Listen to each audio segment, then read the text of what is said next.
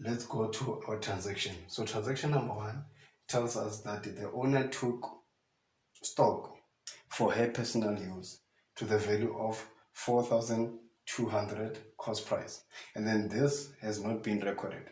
So I'll be preparing the journal entries for the adjustments that we're going to cover in this short video.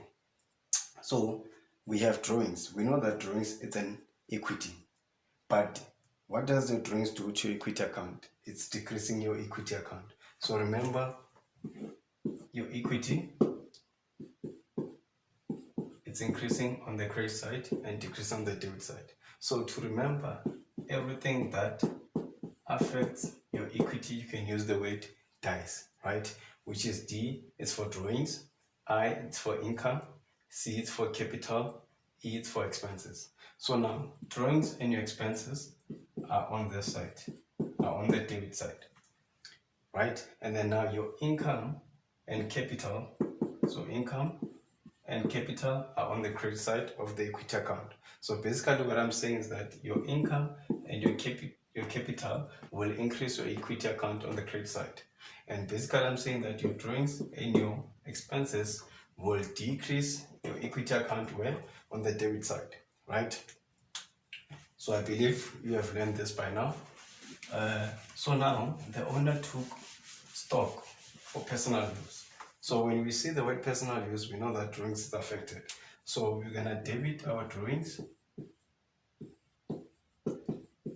with 4,200, and then you're gonna create what? Your trading stock, because it's decreasing, right?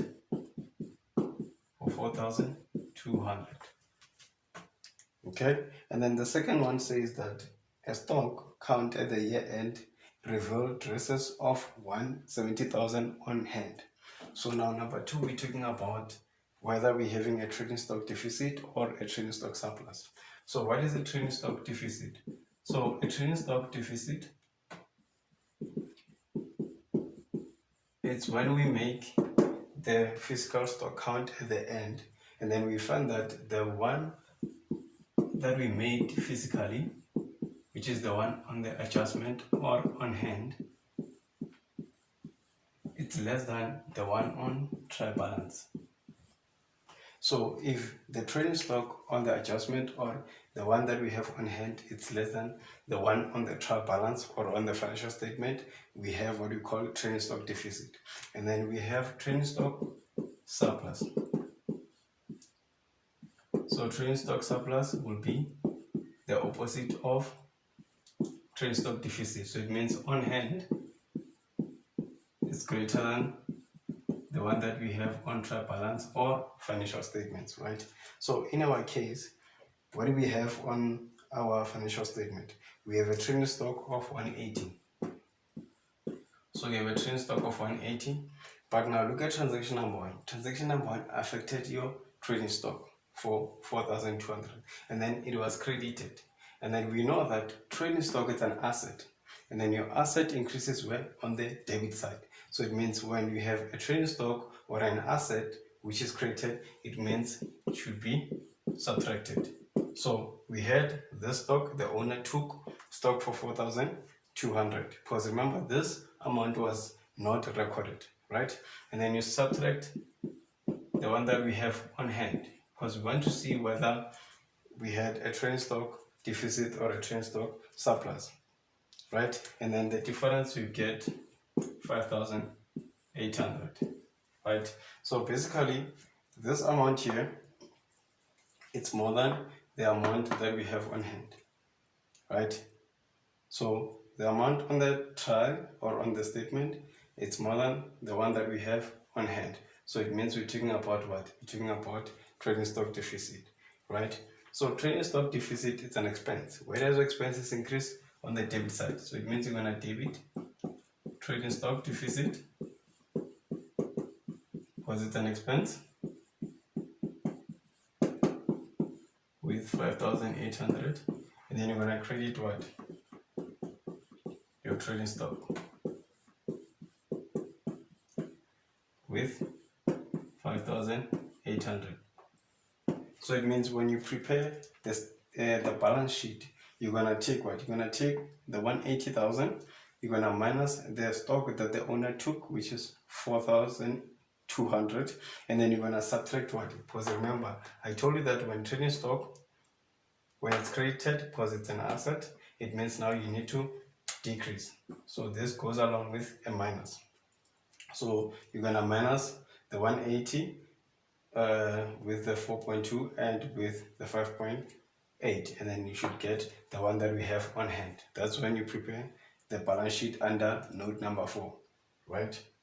And then transaction number 3, we are told that we purchased a computer on credit on 31st December 2004 for how much? For 8,000, right? So we purchased a computer, which is, it's an asset on credit for 8,000. So now, when you buy an asset on credit, 2 accounts are affected. It's the asset itself and creditors control. Why creditors control? Because we bought on credit. So now it means we have a present obligation to pay the supplier that amount, right? So it means you're gonna debit what? Equipment, or you can say computer, it's fine. Equipment for 8,000. Why is it debited? Because now your assets are increasing. So the more you buy your asset, the more you increase your asset account. Where does your asset increase? On the debit side. And then you're going to credit what? Your creditors control. Why is it created? Because it's a liability. Creditors control. So it's created because it's a liability, right? And then let me touch on adjustment number 7 because it seems interesting. So adjustment number 7, it says that the rent for February 2005 has not been paid yet, provided the amount owing, right? So the rent for February, the one month, it's not yet paid, right? So now if we have an expense that is not yet paid for the current financial period, in grade 10 accounting we have what you call GAAP principle, and then in GAAP principle we have what you call matching principle. It says all income and expenses occurred during that financial period should be recorded, right? So we have when an expense it's not yet paid, we recognize what we call accrued expense. So when something is not yet paid, know that accrued is affected. Whether if it was in terms of income, if we haven't received income for February, we're gonna call it what? Accrued income. But now it's us, we didn't pay the rent for February, we call it what? Accrued expense. Okay, so now on the adjustment, we are not given the amount. So we're gonna go to the statement, which is the income statement, to look at the rent amount. So the rent expense is 44,000. So now this 44,000, it's for 11 months, right? Because 1 month, which is February, we haven't paid. So it's 11 months. So you divide by 11 months to get what is your rent per month. So your rent per month will be 4,000, right? So now we have our rent per month, okay? And then what is the journal for this? You're gonna debit